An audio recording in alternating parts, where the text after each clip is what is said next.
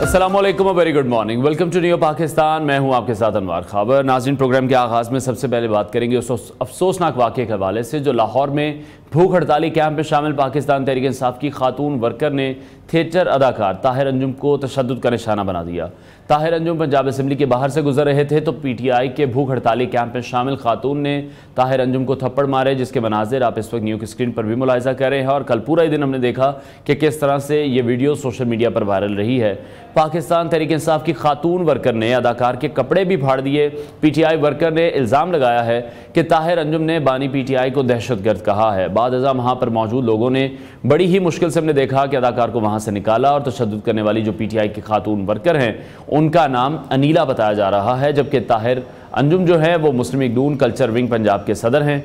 दूसरी जानिब PTI रहनुमा मलिक अहमद खान भुच्चर का ये कहना था कि ताहिर अंजुम पर तशद्दुद करने वाली खातून हमारी वर्कर नहीं है, पुलिस वहाँ पर मौजूद थी और जिस खातून की तरफ से तशद्दुद किया गया है उसे गिरफ्तार करना चाहिए। अब देखना यह कि पुलिस इस हवाले से क्या कार्रवाई करती है, क्योंकि तमाम जो वीडियो सबूत हैं वो सोशल मीडिया पर भी मौजूद हैं। हमने भी आपको अपनी स्क्रीन पर दिखाए हैं। किसी भी शख्स को, किसी भी खातून को, किसी भी मर्द को इसकी इजाज़त नहीं मिलनी चाहिए। आज़ादी इज़हार राय की जब हम बात करते हैं तो उस हवाले से हर किसी को ये राइट पहुँचता है कि वो अपना मौक़िफ़ पेश कर सके, और उसके बाद अगर उसके साथ इस तरह का सलूक किया जाए तो बीइंग अ वुमेन, अगर एक वुमेन कार्ड को इस्तेमाल करते हुए कि उस खातून को वहाँ पर रोकने की किसी ने भी कोशिश नहीं की है, जिस तरह से अगर कोई मर्द कोई हरकत कर रहा होता उसको रोका जाता और जोरे बाजू इस्तेमाल करके फिर इस सिचुएशन से अगले इंसान को भी निकाला जाता, लेकिन वहाँ पर ऐसा कुछ भी नहीं हुआ। पुलिस ने भी इस हवाले से कोई कार्रवाई नहीं की है। इस हवाले से आगे चलकर मजीद बात करेंगे। अभी शामिल करते हैं top stories.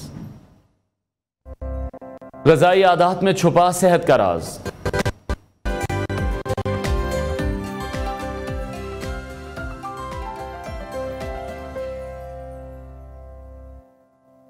International biology olympiad में पाकिस्तानी तलबा छा गए, ब्रोंज मेडल जीत लिए। अलीम डार थैलेसीमिया के मरीजों की खिदमत में भी पेश। अरशद नदीम पाकिस्तान को 32 साल बाद गोल्ड मेडल दिलवाने की वाहिद उम्मीद। प्रोग्राम के आगाज़ में सबसे पहले हम बात करेंगे आपकी सेहत के हवाले से। तो हमारी बहुत सारी बीमारियों का जो ताल्लुक है वो हमारी खुराकी आदत से ही होता है। ज़िंदगी की मसरूफियात ने लोगों को जंक फूड और अल्ट्रा प्रोसेस्ड ग़िज़ाओं की तरफ मुतवज्जे किया है। ये देखने में तो हमें बहुत ज़्यादा खूबसूरत लगती हैं, जायके में बड़ी कमाल लगती हैं, लेकिन ये खुराक इंसानी सेहत के लिए कितनी ख़तरनाक है ये सुनकर हमारे होश उड़ जाते हैं। अक्सर अफराद को पसंद ये आम ग़िज़ा हाई ब्लड प्रेशर, अमराज़ क़ल्ब, हार्ट अटैक और फालिज का शिकार भी बना सकती है।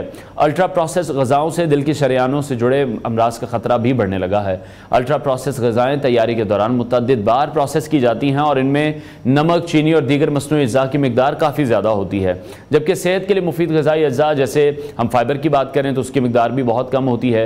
इसी हवाले से हम मज़ीद बात करेंगे। माहिर ग़िज़ाई ज़ोहा सुहेल ने हमें स्टूडियोज़ में ज्वाइन किया है। ज़ोहा, बहुत शुक्रिया आपके वक्त के लिए। जिस तरह से मैंने अपने इंट्रो में बताया कि हम जो भी खाते पीते हैं फिर उसका असर जो है वो हमारी हेल्थ पर पड़ता है। आज के टाइम में आकर अब ये अल्ट्रा प्रोसेस्ड फूड आ रहे हैं, जंक फूड आ रहे हैं, लेकिन जो पहले भी लोग थे वो भी बीमार होते थे। फिर उस टाइम पर क्या वजूहात होती थी? अगर आज हम सिर्फ जिम्मेदार इसी खुराक को ठहराएंगे तो? अच्छा अनवार, ऐसे कि अल्ट्रा प्रोसेस फूड्स का आजकल ट्रेंड बहुत बढ़ गया जी। अब ट्रेंड बढ़ने के पीछे कुछ रीजंस ऐसे हैं कि जिसको हम निगलेक्ट नहीं भी कर पा रहे। सबसे फर्स्ट पे कन्वीनियंस है कि आपको आसानी से वो मिल जाता है, आपको उसके लिए कोई मेहनत नहीं करनी पड़ती, आराम से आपको वेजिटेबल्स कटी हुई प्रोसेस पैकेट के अंदर मौजूद सिर्फ कुक करना उन्हें। अच्छा, अब बहुत से लोग क्या करते हैं कि स्टेटस कॉन्शियस होने की वजह से इन चीज़ों को भी इस्तेमाल कर रहे होते हैं। एक कन्वीनियंस, एक स्टेटस का मसला है कि अच्छा तुम अभी तक वो यूज़ नहीं करना शुरू किया, हम तो फ्रोजन फूड यूज़ करें, तो स्टार्ट यूजिंग फ्रोजन। सो लोग इस वजह से भी इनकी तरफ आ रहे हैं। अच्छा, इसका नुकसान इस तरह से कि अगर आप बहुत ज़्यादा इनका इस्तेमाल करेंगे तो आपकी सेहत के लिए मुज़र है, लेकिन अब फॉर्चुनेटली बहुत से ब्रांड्स, कंपनीज ऐसी हैं जो ऐसे फूड्स बना रही हैं बट वो हमारी हेल्थ के लिए बेहतर हैं। उसके लिए आपका नॉलेजेबल होना बहुत ज़्यादा ज़रूरी है कि आपको पता हो कि ये प्रोडक्ट ठीक है हमारे लिए या नहीं ठीक है। सबसे पहले उनके फूड लेबल्स को लाजमी पढ़ें कि उसके अंदर किस किस किस्म की चीजें ऐड की गई हैं। बहुत प्राइस टैग के अलावा मेरा नहीं ख्याल हम कुछ पढ़ते हैं, देखते हैं बिल्कुल ऐसे, और हम एक्सपायरी भी नहीं चेक करते, एक्सपायरी भी चेक नहीं करते। लेकिन अगर आप उसका लेबल पढ़ते हैं तो उससे आपको अंदाजा होगा कि इसके अंदर एडिटिव्स कितने ऐड हैं, किस किस्म के ऐड हैं, और आइदर ही आपको खाना चाहिए कि नहीं खाना चाहिए। बहुत सी कंपनीज अपने लेबल्स के ऊपर क्लेम करती हैं कि ये इसके अंदर न्यूट्रिशियस पॉइंट ऑफ व्यू से बहुत हेल्दी है, इसमें कोई प्रिजर्वेटिव्स एडेड नहीं है। और अगर वो क्लेम कर रहे हैं और अगर अच्छा ब्रांड है तो वो सही क्लेम कर रहे हैं, क्योंकि ऑब्वियसली हमारे पास ऐसी अथॉरिटीज मौजूद है कि जो उनके अगेंस्ट काम कर सकती हैं, उनको चेकअप कर सकती हैं, तो बिल्कुल वो खराब बात कोट नहीं करेंगे। तो मेरा सबसे यही एक पॉइंट है कि लेबल को लाजमी पढ़ें, ताकि अगर आप वो इस्तेमाल कर भी रहे हैं तो आपको नुकसान ना हो। क्योंकि बहुत से पेशेंट, जैसे आपने भी इंट्रो में बात की कि ब्लड प्रेशर के मरीज हैं, शुगर के मरीज हैं, उन लोगों के लिए चीज़ें ज़रा ज़्यादा नुकसानदेह हो जाती हैं अगर वो रेगुलर बेसिस पे इस्तेमाल करें। क्योंकि हमें नहीं पता कि सॉल्ट हिडन फॉर्म में कहाँ से बॉडी के अंदर आ रहे हैं। एक तो ये ना कि हम सॉल्ट शेकर के अंदर सॉल्ट यूज़ करें, चीज़ों के ऊपर लगा रहे हैं, वो इनमें हिडन सॉल्ट होता है। तो इट्स बेटर आप उसका लेबल पढ़ें, आपको पता हो कि 1 ग्राम के अंदर इतना सॉल्ट हमारे पास है, तो अगर हम इतना खाएंगे तो हमें इतना नुकसान मिलेगा, और इतना खाएंगे तो इतना नुकसान नहीं मिलेगा। लेकिन अगर हम स्पेसिफिकली कुछ 1-2 चीज़ें बता सकें जो हमें उसके बैक पर जो इंग्रेडिएंट लिस्ट है उसमें मेंशन है वो देखनी है, कि अगर वो चीज़ें उसमें ऐड हैं, वो प्रिजर्वेटिव्स हैं या कुछ भी केमिकल्स उन्हें कह लें, या जो भी वो चीज़ें हैं, कोई 1-2 नाम ऐसे हों जो हम देखें और हम कहें कि ये प्रोडक्ट हमने यूज़ नहीं किया। बेसिकली हर एक की बॉडी केमिस्ट्री फ़र्क है, तो हर एक की रिक्वायरमेंट फ़र्क है, और हर कोई अपने अकॉर्डिंग उसको देखेगा। वन फिट्स फॉर ऑल नहीं होगा कि आप ये 3 चीज़ें देख अगर ये है तो आपने नहीं खानी है। मैं एक एग्जांपल दे रही हूँ, फॉर एग्जांपल एक डायबिटीज़ का पेशेंट है, बहुत से लोगों को यहाँ पर डायबिटीज़ होती है। आपने ये देखने कि उसमें सैचुरेटेड फैट्स कितने एडेड हैं, लिखा होता है आगे। आपने उसमें देखते हैं उसमें सोडियम कितने मिलीग्राम्स में एडेड है, आप उसमें देखिए एडिटिव शुगर्स कितनी एडेड है। ये 3 चीज़ें आपने लाजमी देखनी है, क्योंकि बाकी जो हमारे पास दूसरे प्रिजर्वेटिव्स हैं उनके नाम कभी मेंशन नहीं भी होते ऊपर, लेकिन ये 3 चीज़ें ऐसे जो ऊपर मेंशन होती हैं। तो डायबिटीज़ का पेशेंट, ब्लड प्रेशर का पेशेंट, मोटापे के अफराद जो हैं वो इन 3 चीज़ों को लाजमी ऊपर देखें कि ये अगर एडेड नहीं है या इनकी कितनी अमाउंट आ रही है तो उसके अकॉर्डिंग वो परचेजिंग करें। ठीक है। अच्छा, जिस तरह से हम हाई ब्लड प्रेशर की बात कर रहे हैं, उसी की वजह से फिर फॉलिज के अटैक हैं या अगर हार्ट अटैक है तो वो उसकी बड़ी रीज़न बनता है। दिल के जितने भी अमराज हैं उसमें हम देख रहे हैं कि जो बेकरी आइटम्स हैं वो भी बड़ा इंपॉर्टेंट किरदार होता है उनका भी, क्योंकि इस तरह की जितनी भी ग़िज़ाएँ हैं तो बेकरी आइटम्स सारी हमारे लिए नहीं ठीक हैं या कुछ ठीक भी हैं, क्योंकि कभी तो इंसान ने कोई ऐसी चीज़ खानी है जो उसके मूड को भी बेहतर रखे। उसमें ऐसे कि मॉडरेट कंजम्पशन में हम रिकमेंड करते हैं। मैं कभी भी पेशेंट को 0 पे नहीं ले आती कि आपने हर चीज़ छोड़ देनी है, अब आपने कुछ नहीं खाना, आपने सिर्फ घर का खाना खाना या ताज़ा चीज़ें खाएं। आप मॉडरेशन में लेकर चलें, मॉडरेशन इज़ द की। और हमारे 6 प्रिंसिपल्स डाइटिशियन के जो आते हैं उसमें भी हम मॉडरेशन की बात करते ही करते हैं। Bakery biscuits, frozen foods, package food, जो भी चीज़ें आप खानी है वो आप वंस इन अ वीक ले सकते हैं, लेकिन अपने कंसल्टेंट की रिकमेंडेशंस के अकॉर्डिंग ले। बहुत से पेशेंट्स ऐसे होते हैं जो हेल्दी लाइफ गुजार रहे होते तो उनको हम मंथ में थ्राइस भी रिकमेंड करते हैं, ठीक है। लेकिन अगेन वही बात है कि आपके अपने कंसल्टेंट के ऊपर डिपेंड करता है कि आप कितनी बार लेते हैं। आप बेकरी बिस्किट्स की आपने बात की, ये एक बहुत ज़्यादा आप कह लें कि पॉइजन है, क्योंकि इसके खाने के बाद अगर बच्चे बहुत ज़्यादा आजकल खा रहे हैं, हमारी ब्रेन में ऐसे कंपाउंड्स प्रोड्यूस हो रहे हैं, देख रहे हैं हम अर्ली एजेस में ही बच्चों में, बिल्कुल। तो उसमें बच्चों की जो इंटेलेक्चुअल कैपेबिलिटीज़ है ना वो बहुत ख़राब हो रही हैं। इसके कंजम्पशन से बॉडी के अंदर ऐसे कंपाउंड्स ब्रेन प्रोड्यूस करने लग जाते हैं कि जो मेमोरी को डिटोरिएट कर रहे हैं, बच्चों को याददाश्त खराब का मसला ला रहे हैं। और याददाश्त कितनी ज़्यादा अहम है आप सब जानते हैं। तो याददाश्त जब खराब हो जाएगी, जब आप इंटेलेक्चुअली ठीक नहीं होगा, अपने स्कूल वर्क में अच्छा परफॉर्म नहीं कर पाएंगे, तो अगेन आपका अपना ही डिमोरलाइज हो जाएगा बच्चा। बिल्कुल ऐसे ही। अच्छा, बहुत सी हमने देखा कि रिसर्चेस भी सामने आई हैं, जिसके बाद कुछ ने कहा कि जो प्रोसेस फूड हैं वो ठीक है, कुछ ने कहा, मतलब वो डिफरेंट रिसर्चेस हैं। अभी भी कंफ्यूजन इसमें बहुत ज्यादा है, ये क्या रीजन है? इसमें कंफ्यूजन भी है, कॉन्ट्रडिक्शन भी बहुत ज्यादा है, ठीक है। अब जैसे मैंने शुरू में ही बात कर दी कि आप लेबल पढ़ लें तो आप ले लें, लेकिन अगेन वही बात है मॉडरेशन, ठीक है। कुछ और आदत ना बना लें इसको, प्रोसेस फूड को डेली बेसिस पे। बिल्कुल भी ना बनाए, आदत अपने आप को वक्त देने की बनाए। अब हमारा लाइफस्टाइल इतना शदीद बिजी हो चुका है कि हमारे पास वाकई वक्त नहीं है बहुत से कामों का, तो इसलिए हम कन्वीनियंस फूड्स की तरफ जाते हैं। इस काम के लिए वक्त लाजमी निकालें, बिल्कुल निकालें। रात को सोने से पहले अपने अगले दिन का जो लंच है वो आप सैलेड की फॉर्म में प्रिपेयर करके लेके जाएं, ठीक है। इससे ये होगा कि कन्वीनियंस फूड्स का इस्तेमाल भी कम होगा। दिन में एक मील तो अच्छा ले ही सकते हैं ना, तो उसके ऊपर थोड़ा सा कोई 10 से 15 मिनट का वक्त जरूर दें अपने आप को, और उसके ऊपर एफर्ट पुट इन करें। हमारा मसला यहाँ पर आता है कि हम एफर्ट पुट इन नहीं कर रहे हैं। और जहाँ तक बात है कि ये ठीक है या नहीं ठीक है, तो हर चीज़ आपको पता है कि अगर आप एक अच्छी चीज़ भी बहुत ज़्यादा खाएंगे ना, तो वो आपके लिए नुकसानदेह दोनों चीजों के। सो अगेन नॉलेजेबल होना जरूरी है, आपको पता हो कि कौन से ब्रांड्स ऐसे हैं जो आपको अच्छा फूड कन्वीनियंस दे सकते हैं अगर आप उनके लेबल्स को अच्छे से पढ़ लेते हैं और अपने डाइटिशियन से उनकी राय ले लेते हैं। ठीक है। अच्छा, मॉडरेशन की आपने थोड़ी देर पहले बात की थी, लेकिन हम तो जब नट्स भी खा रहे होते हैं तो हम तो उसमें भी मॉडरेशन ही रखते हैं। मतलब एक मुट्ठी कहते हैं भर के आपको नट्स आप डेली खा सकते हैं, लेकिन फिर हम देखते हैं कि जार के जार खत्म किए जाते हैं, तो वो भी कितना गलत है, वो भी जरा गाइड कर दें, क्योंकि हमें ये लगता है कि हमने अगर नट्स खा लिए, कोई मील स्किप करके, तो हमने बड़ा अच्छा काम किया है। ऐसा ही है। लेकिन जितनी क्वांटिटी में फिर वो खाए जाते हैं, पूरे के पूरे ट्रे सज के आते हैं और वो खाली वापस जाते हैं, वो कितना गलत है। बहुत ज्यादा, क्योंकि excess of everything is bad. ठीक है, मेरी बहुत से कोलीग्स ऐसे हैं जो नाश्ता नहीं करके आते हैं। क्यों? क्योंकि हमने एक मील स्किप किया, हम अपने वेट को लूज करें, बहुत अच्छा है। यहाँ पर मॉडरेशन इंपॉर्टेंट है। आप मॉडरेट हर चीज को लेके चलें, नाश्ता करें, लेकिन हर चीज की जो क्वालिटी और क्वांटिटी है उसको बहुत मुनासिब मिकदार में लेकर चलें।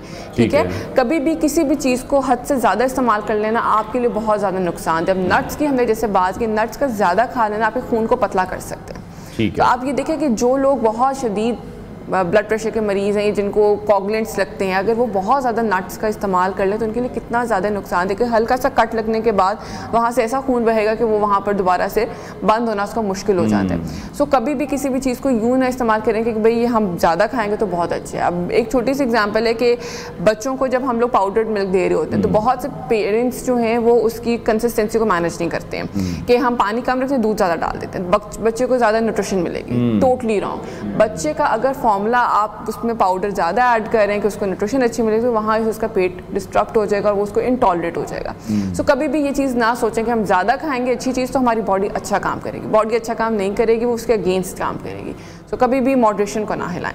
ठीक है। अच्छा, कन्वीनियंस की जैसे हमने बात की है कि जितने भी अल्ट्रा प्रोसेस फूड हैं वो ये हमारे लिए कन्वीनियंट बहुत ज़्यादा है कि मतलब इसमें आसानी बड़ी होती है, लेकिन कुछ ऐसे लोग भी हैं जो किचन गार्डनिंग की तरफ आ चुके हैं और वो अपने ही घर में बहुत सी ऐसी चीज़ें उगा रहे हैं और उनकी कोशिश ये है कि बाहर से भी सब्जियां कुछ ऐसी जो कि ना हम खरीदें, जो किचन गार्डनिंग में पॉसिबल भी हैं, वो भी स्टार्ट करें, वो लोग भी हैं। किचन गार्डनिंग तो एक बड़ा अच्छा कंसेप्ट है, लेकिन इसमें बहुत से लोग फ्रस्ट्रेट हो जाते हैं क्योंकि उनकी चीज़ लगती नहीं है या तो जल्दी ख़राब हो जाती है, एक्स्ट्रा एफर्ट पुट इन करनी पड़ी होती है। क्योंकि ऑब्वियसली जब किचन गार्डनिंग हम करते हैं तो उसको हम ऑर्गेनिक फूड में लेकर आते हैं और ऑर्गेनिक फूड में किसी भी किस्म का जो आपका आर्टिफिशियल फर्टिलाइजर है वो यूज़ करना उसमें अलाउड नहीं है। तो अगर आप वही यूज़ करें तो आप बाहर से क्यों ना खरीद लें। तो बेहतर ये कि किचन गार्डनिंग की तरफ ज़रूर है, लेकिन अगेन वही बात है, वहाँ पेशेंस इंपॉर्टेंट है। अगर आप किचन गार्डनिंग स्मॉल लेवल से शुरू करें, फॉर एग्जांपल आप कोरिएंडर प्लांट से शुरू करें या मिंट लीव से शुरू करें, तो बच्चे भी उस तरफ आते हैं कि हम घर का लाया हुआ जो है वो खाना खाएं, हम उसको योगर्ट में ऐड कर सकते हैं, डिफरेंट सब्जियों के ऊपर हम उसको स्प्रिंकल कर सकते हैं। तो बच्चों को इस तरह से हम किचन गार्डनिंग की तरफ अगर लेकर आएंगे, उनको ना नया नया शौक होता है कि हम इसको कुछ करें इसको। तो किचन गार्डनिंग अगर जो लोग कर रहे हैं वो बहुत अच्छा कर रहे हैं और इसको लाजमी करें ताकि आप जितना भी अल्ट्रा प्रोसेस फूड्स के नुकसान हैं इससे बच सकें। ठीक है। अच्छा, बच्चों की एक आदत क्यों डेवलप हो जाती है? जंक फूड उन्हें बहुत ज्यादा पसंद आता है। अगर खाना घर में भी बहुत अच्छा बना हुआ है, जैसे अगर हम लोग भी खा रहे हैं, लेकिन बच्चे जो फरमाइश करते हैं वो पिज्जा बर्गर की करते हैं, तो ये कॉन्सेप्ट बच्चों के जहनों में किस तरह से ऐड हो गया? ये घर से डेवलप होता है और सबसे पहला तो मैं कहती हूँ कि मदर्स का इंपॉर्टेंट रोल है। Mothers are the gatekeepers. अगर मदर अलाउ करी तो चीज़ घर में आ रही है, मदर अलाउ नहीं करेगी तो चीज़ घर में नहीं आएगी। सो वेरी स्टार्ट से मदर्स को इस चीज़ का इनिशिएटिव लेना चाहिए और बच्चे को आप कोशिश करें कि जब वो 6 से 7-8 माह का जब वो खाना पीना शुरू कर रहा होता है तो उसको अपने साथ बिठाएं। वो देखेगा कि आप क्या चीज़ें खा रहे हैं। और ये प्रैक्टिकल एग्जांपल्स हैं जो मैंने खुद से करके देखी हैं कि बच्चे को अगर अपने साथ इन्वॉल्व करें तो वो आपकी ही चीज़ें खाएगा। अगर आप उसके सामने पिज़्ज़ाज, बर्गर, स्टेक्स रखेंगे तो वो उनको खाएगा इसी रूटीन तो आप उसको उसके जो इनिशियल ईयर्स ऑफ लाइफ हैं, जो उसका सबसे इन्फेंसी का टाइम है, वहाँ पर उसके सामने रोटी रखें, चावल रखें, सैलड रखें, फ्रूट्स रखें, ताकि वो उनको देखे, उसको पता ही ना हो कि भाई बाहर की दुनिया में क्या क्या चीज़ें अवेलेबल है। तो ये सारा कुछ आपकी पेरेंटिंग से ही स्टार्ट होता है और मदर्स का इसमें बहुत ज़्यादा इंपॉर्टेंट रोल है। So mothers can mould the child. उनको पता है कि हमने बच्चे को किस तरह से लेकर चलना। अगर मदर अपने कन्वीनियंस देखेगी कि मुझे खाना ना बनाना पड़े, मुझे बाहर से ऑर्डर करा लेती हूँ, ये कर लूँ वो कर लूँ, तो ऑब्वियसली बच्चा घर का खाना नहीं खाएगा। उसको पता होगा हमारे घर में ये चीज़ें आती है, मैंने यही ही खाना है। ठीक है। अच्छा, सॉफ्ट ड्रिंक के हवाले से भी बात कर लेते हैं।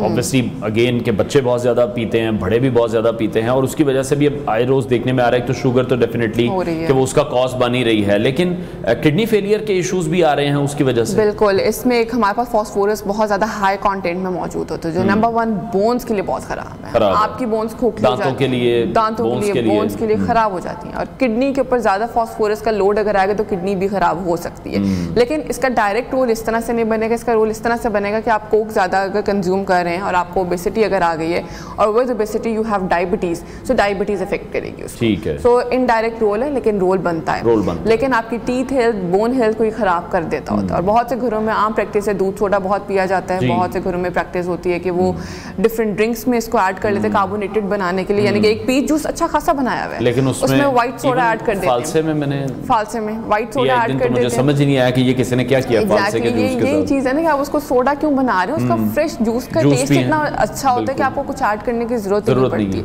तो वही बात है कि ये चीजें घर से शुरू होती हैं और घर में अगर लिमिट कर दिया जाए तो बच्चों को पता है कि उसने ये चीजें नहीं करना। मेरी फैमिली में एक बच्चा है, उसकी मदर उसको ब्लैक सोडा के अंदर पानी ऐड करके देती हैं कि भाई इसे पीना तो है लेकिन इतना नुकसानदेह इसको ना हो कि हम खुद बच्चों को वो रास्ता भी दिखा रहे हैं, दिखा भी रहे हैं और उसके अंदर पानी ऐड कर रहे हैं इतना ख़राब ना हो। लेकिन अगेन वही बात है कि ये चीज़ें ठीक नहीं है। ठीक है। अच्छा, अब एक हमारी जो सबसे फेवरेट खुराक है वो देसी खाने हैं, जिनमें पाए हैं, मगज़ हैं, कढ़ाइयाँ हैं और हज़ार तरह की उसमें डिशेस आ जाती हैं। तो उसका भी जो इस्तेमाल है वो हमारे यहाँ फिर बहुत ज़्यादा है, क्योंकि बेसिकली जो हमारे घरों में खाने बनते हैं वो तो सालन की फॉर्म में ही बनते हैं। तो उसमें भी वो ग्रेवी वाला जो एक कॉन्सेप्ट है, अगर हम मटन की बात करें या बीफ की बात करें, हर हफ्ते सैटरडे संडे या हलवा पूड़ी या पाए या निहारी या मगज़ इस तरह के नाश्ते ज़रूर होते हैं। कितनी बार एक महीने में हम खा सकते हैं या कितने महीनों में हम एक बार खा सकते हैं? आपने एक वर्ड बड़ा कॉमन सुना होगा हमारे घरों में, तरी का वर्ड। जी जी, वो ना हो तो उसके बगैर तो। अभी मैं कुछ दिन पहले अपने ऑफिस में बैठी हुई थी, मेरी कोलीग्स ने चने मंगवाने थे और उस पर कोटेड तरी वाले चने लेकर आना। आप इमेजिन कर लें तरी वाले चनों में कितनी तरी होगी, कितना ऑयल होगा। अगेन वो वैसे ही आए, उन्होंने पूरी प्लेट साफ करके खा ली और वो हमारे यहाँ प्रैक्टिस हर दिन की चलती है यहाँ पर। बेसिकली जितने भी ये सारे हैं, नान चने हो गए, हलवा पूरी हो गई, निहारी, पाए हो गए, ये हम रिकमेंड ही करते हैं कि आप 3 महीने में एक दफ़ा खाएं। ठीक है। अभी बकरीद गुजरे में कितना वक्त हो गया आपके अकॉर्डिंग? आपसे तो ऐसे कंसल्टेशन कोई नहीं लेगा। हाँ, जिस तरह आप लोगों को रोक रही है कि 3 महीने में एक बार ये तो हर वीकेंड की रूटीन है, हर वीकेंड की रूटीन है। और मैं तो कहती हूँ कि हर दिन की भी बहुत लोगों की है, हर दिन की रूटीन भी है। कुलचा आ जाए, चने आ जाए, ये सारा मैदे से बना है। अगेन इसमें घी बहुत ज्यादा है, घी जो जम रहा है प्लेट में पड़ा वो क्या आपकी बॉडी में जाके नहीं जमेगा। ये बात एक बड़ी कॉमन मैं लोगों को समझाती हूँ। अगर एक प्लेट के अंदर एक नान चने की प्लेट आप फ्रिज में रखें, उसके ऊपर कितनी जल्दी ऑयल आके जम जाता है। वो दिन मेरे ख्याल से 10 मिनट या 15 मिनट के अंदर यही ऑयल आपकी बॉडी में भी ऐसे जम जाता है, आपकी वेसल्स को ब्लॉक कर देते हैं। जब आपके खून की शरीयानें ब्लॉक होंगी तो क्या होगा? ब्लड एकदम प्रेशर से मूव करेगा, हाई ब्लड प्रेशर का मसला आएगा, हो सकता है कि ब्रेन तक सप्लाई ना जाए, ब्लड की स्ट्रोक हो सकता है, पैरालिसिस हो सकता है। सो ये रीजंस हैं जिसकी वजह से हम इन चीज़ों को मना करते हैं, लेकिन लोग ये बात नहीं समझते हैं। इनमें सॉल्ट कितना ऐड होता है, कितना जायकेदारी चीज़ें होती है। जितना सॉल्ट होगा वो बॉडी में उतना पानी जमा करेगा। बहुत से लोगों के पैरों में आपने देखा सूजन हो जाती है, हाथों में सूजन है, मुंह के ऊपर सूजन आ रही है। क्या रीजंस हैं? कि एक्सेसिव सोडियम इनटेक, इन चीज़ों की वजह से। बहुत से पेशेंट से मैं पूछती हूँ आप नमक कितना खाते हैं? हम तो खाने में नमक ही नहीं ऐड करते। लेकिन ये जो हिडन सोर्सेज हैं, जब ये पूछे जाते हैं और जब इसके बताने के बताते हैं तो हमें पता चल जाता है कि भाई ये रीजंस है कि जिसकी वजह से एडीमा या जो ब्लड प्रेशर है या इनको जो अगर इश्यूज हैं वो इस वजह से। ठीक है, बहुत शुक्रिया माहिर ग़िज़ाई ज़ोहा सुहेल हमारे साथ इन कॉन्वर्सेशन थी। ब्रेक लेते हैं नाज़रीन, ब्रेक के बाद आपको दोबारा ज्वाइन करेंगे।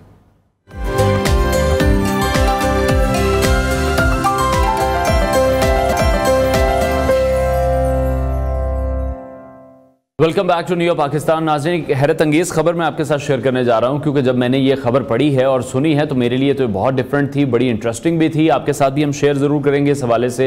हमने एक रिपोर्ट भी तैयार की है और जेल के हवाले से जब भी बात की जाती है तो यही देखा जाता है कि जेल में जो कैदी हैं उनको फैसिलिटेट नहीं किया जाता, उन्हें कोई भी फैसिलिटीज़ नहीं मिलती हैं, उन्हें वहाँ समझाने वाला, उन्हें पढ़ाने वाला कोई नहीं है। लेकिन एक जेल ऐसी भी है जहाँ हम देख रहे हैं कि कैदियों की ज़िंदगियों को बेहतर करने के लिए कोशिशें की जा रही हैं, उनको मुख्तलिफ ज़ुबानें सिखाई जा रही हैं। आईटी की दुनिया में वो बड़ा काम कर रहे हैं। गुनाहों की दलदल समझे जाने वाली जेल किस तरह से कैदियों की जिंदगियां बदल रही है, कराची से समिया खुर्शीद ने रिपोर्ट तैयार की है, वो देखते हैं।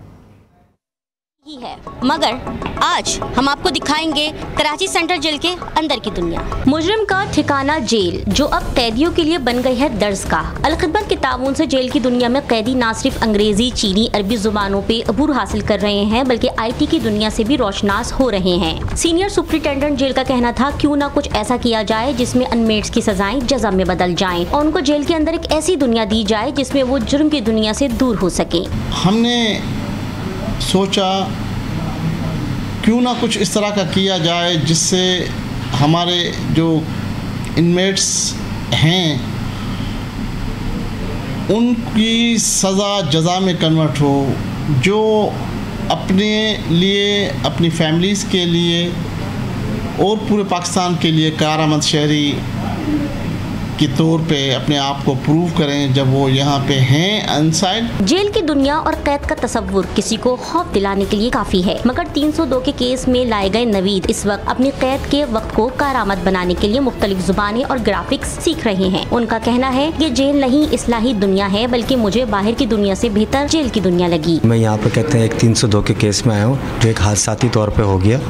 बाकी जी ये जेल के अंदर हमारे को यहाँ पर आके एहसास हुआ कि मतलब कि ये जेल नहीं है बल्कि एक इस्लाही घर है जहाँ पर हमने कहते हैं कंप्यूटर की तालीम भी हासिल करी और अब मैं यहाँ पर जो है एज अ टीचर यहाँ पर अपने फ़राइज़ अंजाम दे रहा हूँ। चीनी जुबान के बाद अब कराची सेंट्रल जेल में अरबी जुबान भी सिखाई जा रही है ताकि कैदी कुरान समझ के पढ़ें और दीन से करीब हों। तलबा को भी पढ़ाता हूँ, अरबी लैंग्वेज भी पढ़ाता हूँ, दीगर मज़ामीन भी पढ़ाता हूँ।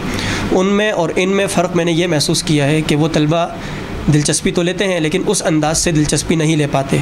यहाँ के जो अफराद हैं, यहाँ के जो कैदी हैं या तलबा हैं, ये ज़्यादा दिलचस्पी लेते हैं। इनको जो भी बात बताई जाए और जो कुछ सबक पढ़ाया जाए और सिखाया जाए तो बेहतर अंदाज से याद करते हैं और अगले दिन आकर उसे सुनाते हैं और अच्छी तरह उसको हिफ्ज़ करके और याद करके सुनाते हैं। कराची सेंट्रल जेल में दी जाने वाली तालीम बालगा मुजरिमों को अच्छा इंसान बनने में मदद फराहम कर रही है, बल्कि इस साल होने वाले अपनी नौयत के पहले कॉन्वोकेशन में 248 कैदी तलबा को डिग्रियाँ भी तस्वीज़ की गई। जेल का लफ्ज़ सुनते ही जहन में जो ख्याल आता है वो होता है कैदी, कैद और सज़ा, मगर कराची सेंट्रल जेल ने लफ्ज़ जेल का मफहूम ही बदल दिया। यहाँ पर कैदी अपना वक्त कैद में ज़ाया नहीं बल्कि मुख्तलिफ कोर्सेज करके ख़ुद को बाहर की दुनिया के काबिल बना रहे हैं। कैमरामैन मोहम्मद जुल्फ़िकार के साथ सुमैया खुर्शीद, नेओ न्यूज़, कराची। यकीनी तौर पर जेल हुकाम और अहल खिदमत की जानिब से बड़ा ज़बरदस्त काम किया जा रहा है। ब्रेक लेते हैं नाज़रीन, ब्रेक के बाद आपको दोबारा ज्वाइन करेंगे।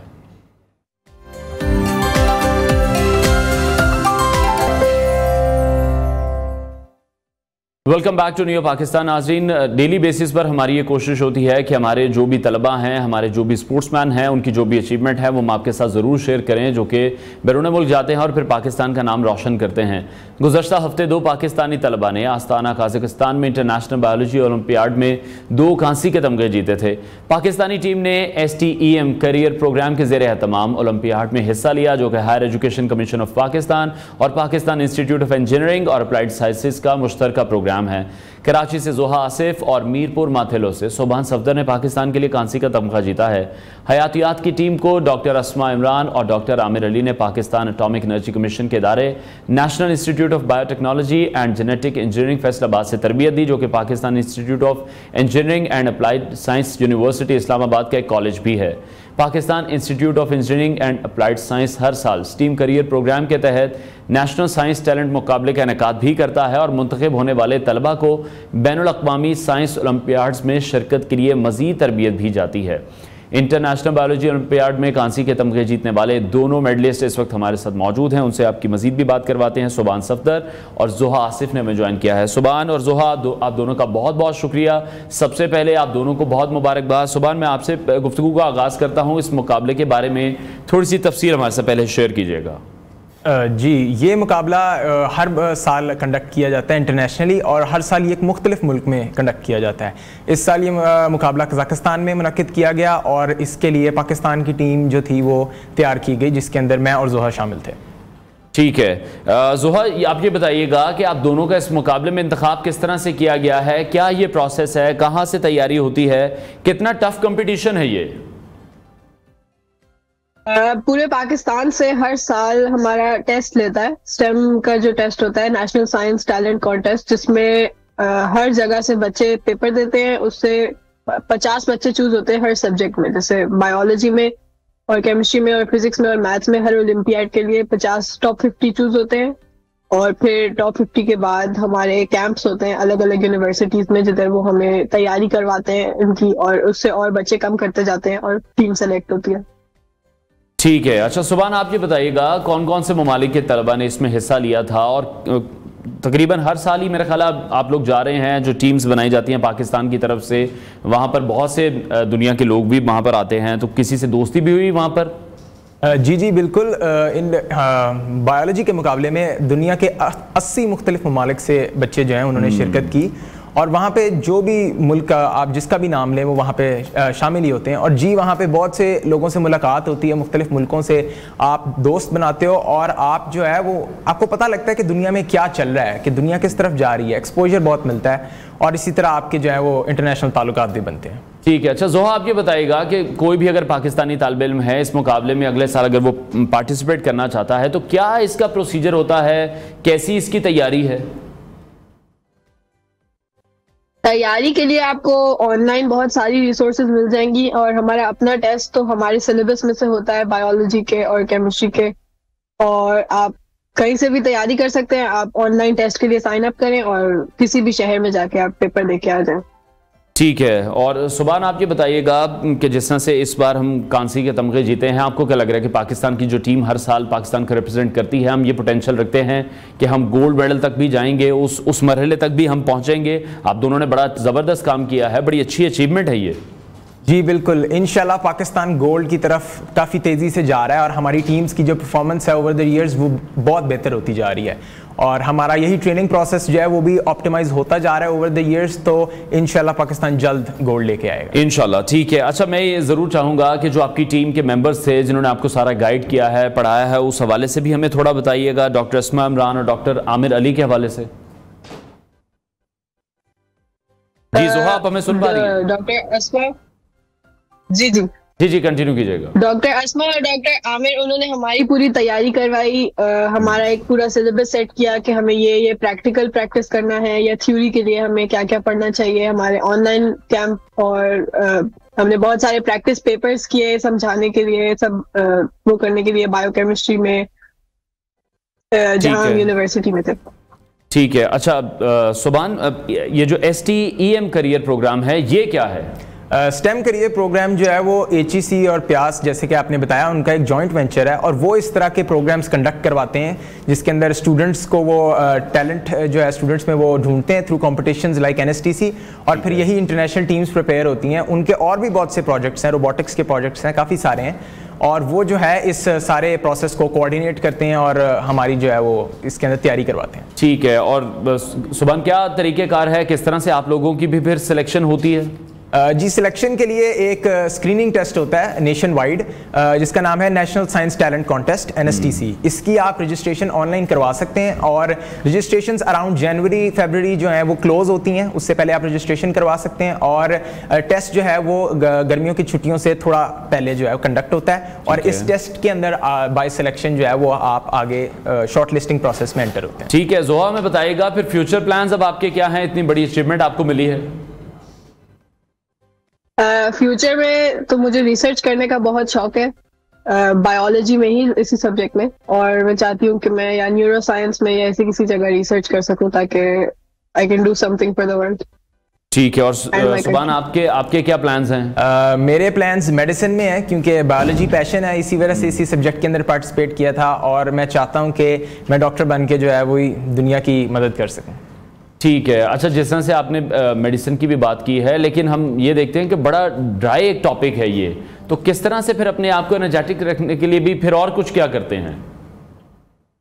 जी सुभान, ये टॉपिक ड्राई लगता है, पहले सुभान से पूछते हैं फिर हम जोहा से भी पूछते हैं। ये टॉपिक जो है ये ड्राई लगता है किताबों में अगर आप पढ़ें, लेकिन जब आप एक्चुअल यूनिवर्सिटीज़ में जाते हैं जहाँ पे ये रिसर्च हो रही है और जहाँ पे इस साइंस को एक्चुअली अप्लाई किया जा रहा है तो ये बहुत इंटरेस्टिंग है। वहाँ पर जाके आप दंग रह जाते हो कि किस तरह टेक्नोलॉजी को यूज़ करके जो है वो नई चीज़ें डिस्कवर हो रही हैं। किताबों के अंदर ये ड्राई लगता है, लेकिन अगर आप बस उस FSC वाले फेज से गुजर के आप इस फील्ड के अंदर जाएँ तो बहुत मज़ा आता है। ठीक है। जो अब आप अपना एक्सपीरियंस बताइएगा, क्योंकि जब मैंने भी बायोलॉजी पढ़ी थी तो मेरे तो ऊपर से गुजर गई थी, बहुत से ऐसे नाम थे, बहुत सी ऐसी चीज़ें थी जिनको मुझे लगा कि बहुत ज़्यादा टफ हैं, तो मैं कंप्यूटर साइंसेज की तरफ चला गया था।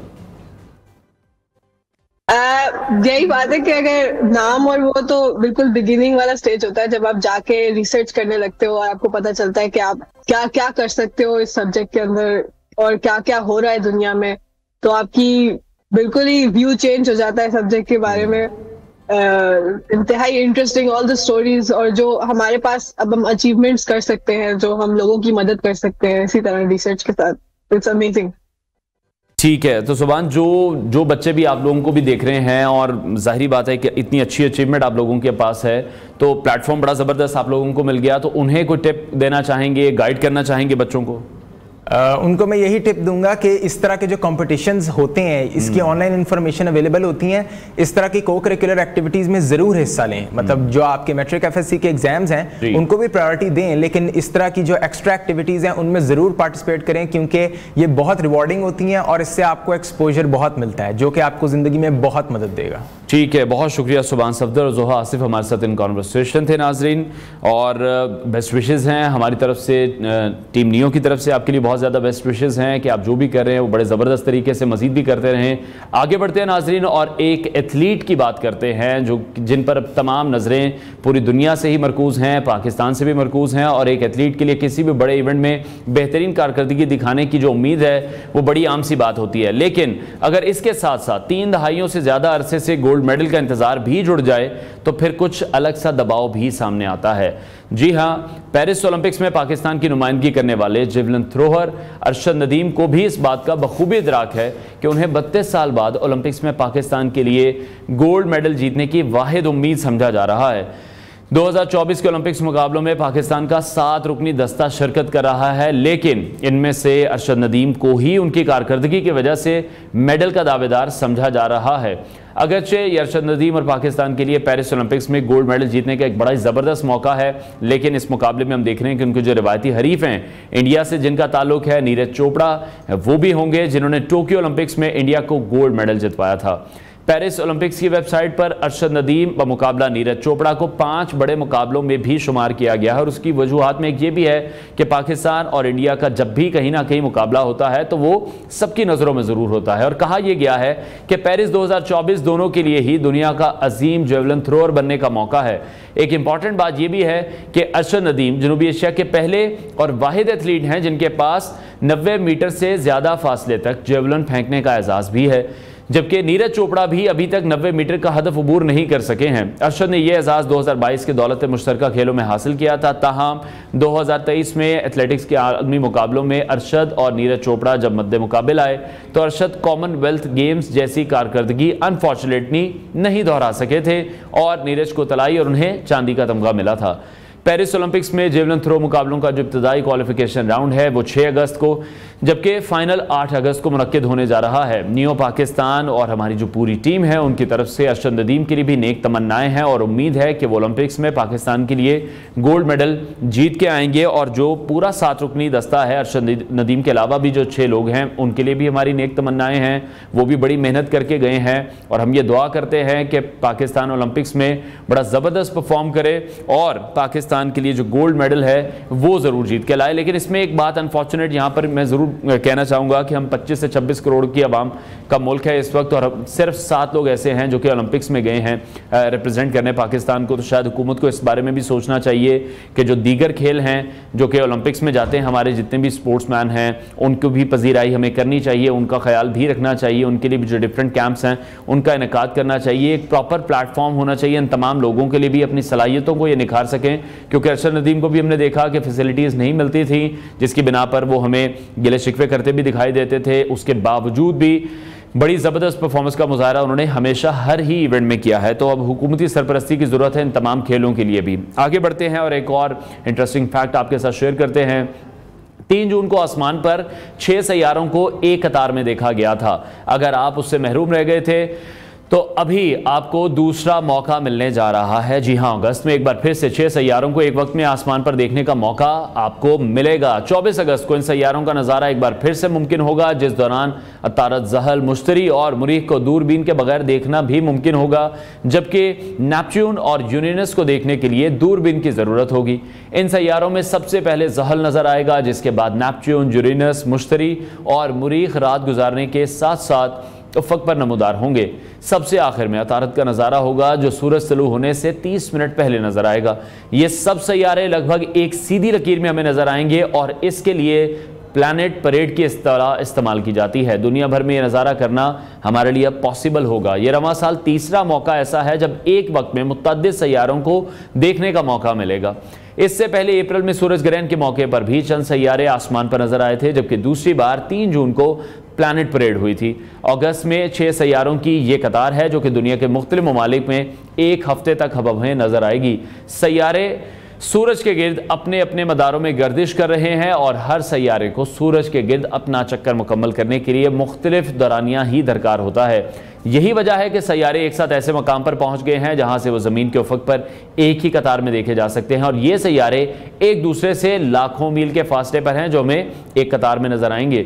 सूरज से इनके मखसूस फासले और उससे उनकी सैयारों पर पड़ने वाली रोशनी के बाइस वो एक दूसरे के नज़दीक नजर आ रहे हैं और एक वजह यह भी है कि हम ज़मीन से खला की वसअतों और गहराइयों को नाप नहीं सकते हैं। उफक को वाज़े बिला रोक टोक मंजर के साथ देखने की जगह का इंतखाब अगर हम करें तो फिर शहर की रोशनियों से दूर पहाड़ियों या खुले मैदान जैसी ऊंची जगह जहां रोशनी कम हो मर्यादा बढ़ाने के लिए बेहतरीन है। इस मंजर को देखने के अच्छे जो तजर्बे हैं उसके लिए साफ आसमान बड़ा ज़रूरी है। इस बात को यकीनी बनाने के लिए मौसम की पेशगोई भी हमें चेक करनी पड़ेगी कि बादल या जो ख़राब मौसम है वो आपके नज़ारे में रुकावट ना डालें। तो ये एक बड़ा ज़बरदस्त नज़ारा है जो कि आप एक बार फिर से विटनेस कर सकते हैं और ये साल में तीसरी बार नाजरीन होने जा रहा है और बहुत ही कम बार है जो कि प्लैनेट परेड के जो नज़ारे हैं जो इस वक्त आप हमारी स्क्रीन पर भी विजुअल जिस तरह से उन्हें बनाया गया है। तो अगले महीने अगस्त के आखिर में ये नज़ारा आप दोबारा से भी देख सकते हैं जो कि पूरी दुनिया में ही देखा जा सकता है। And this is the third time इस साल के 8 महीनों के अंदर अंदर ये तीसरी बार ऐसा होने जा रहा है। और फिर से मैं ये बताना चाहूँगा कि जो फासला है सूरज से इन सैयारों का वो लाखों मील का है, लेकिन जब हम ज़मीन से इसे देख रहे हैं तो हमें ये एक बिल्कुल कतार में नज़र आ रहे हैं जिस तरह से सूरज के गिर्द ये तमाम सैयारे चक्कर लगा रहे होते हैं। ब्रेक लेते हैं नाज़रीन, ब्रेक के बाद आपको दोबारा ज्वाइन करेंगे।